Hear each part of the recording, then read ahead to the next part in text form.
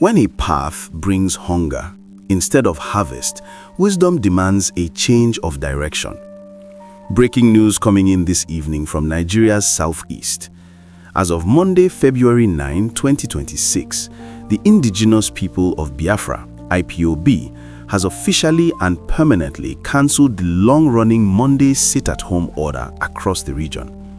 The announcement, confirmed by the group's leadership, states that the directive came directly from its detained leader, Mazi Nnamdi Kanu, who declared that there is no longer any justification for the weekly shutdown that has shaped life in the southeast for nearly 5 years. While the order is now clear, what remains to be seen is how fully it will be obeyed on the streets and how quickly normal life can return to a region deeply scarred by fear, enforcement violence, and economic paralysis. In this video, we will walk you through how this decision came about, what exactly has been announced, how authorities and residents are reacting, and what this shift means for security, governance, and accountability in the southeast going forward. And before we continue, if you believe that Nigerians deserve clarity instead of confusion and solutions instead of endless suffering, like this video and subscribe to Arise News. On this channel, we follow the facts, examine the consequences, and ask the questions that power cannot ignore. To understand the weight of this announcement, we need to go back to how the Monday sit-at-home began and what it became over time.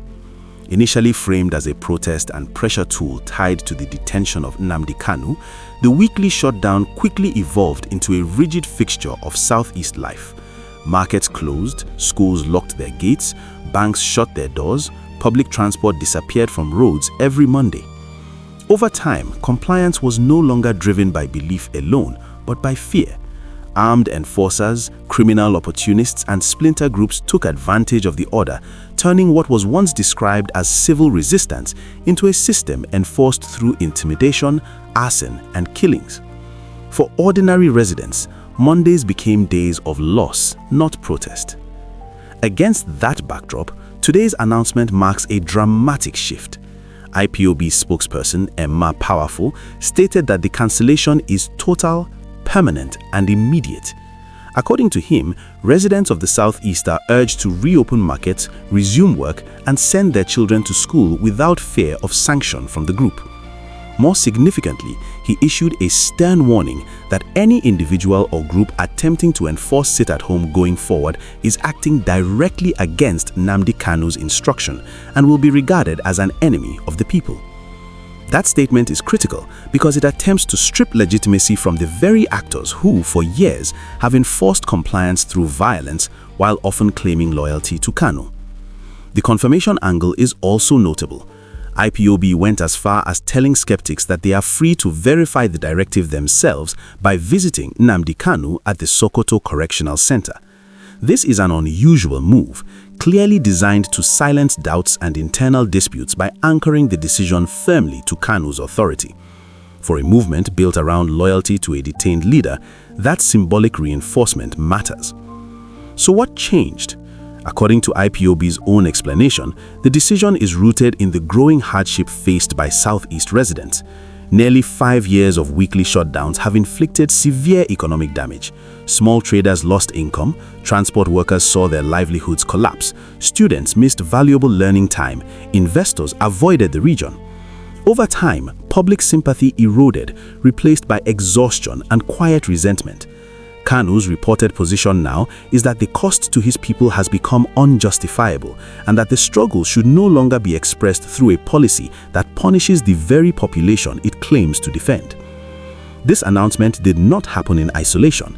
It comes after sustained pressure from Southeast governors, with Anambra State Governor Chukwuma Soludo taking the most visible and confrontational stance in recent weeks. Soludo ordered the reopening of markets on Mondays, directed civil servants to resume full duties, and sanctioned workers who failed to show up. His government framed the move as a necessity to restore order, protect markets, schools, and commuters as Mondays resume. The interplay here is important. On one side, a separatist movement acknowledging economic damage and recalibrating strategy. On the other, elected state governments reasserting control through policy and enforcement.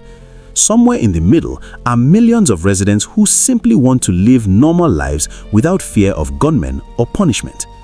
This brings us to the critical issue of enforcement going forward. While IPOB has cancelled the order, history shows that orders on paper do not always translate to obedience on the ground. Over the years, multiple groups, some claiming allegiance to IPOB and others operating purely as criminal gangs, enforced sit-at-home for profit, extortion, and territorial control. The real test of this announcement will be whether those actors retreat or resist. IPOB's warning that such enforcers are now enemies of the people is strong language, but it will require consistent messaging and cooperation with security agencies to prevent continued violence disguised as activism. This is where clarity on institutional roles becomes crucial. The Nigerian police force is responsible for restoring routine law and order, protecting markets, schools, and commuters as Mondays resume. The DSS plays a role in monitoring extremist splinter groups and criminal networks that may seek to undermine the new directive. The military, where deployed, provides support in areas where policing capacity is overwhelmed.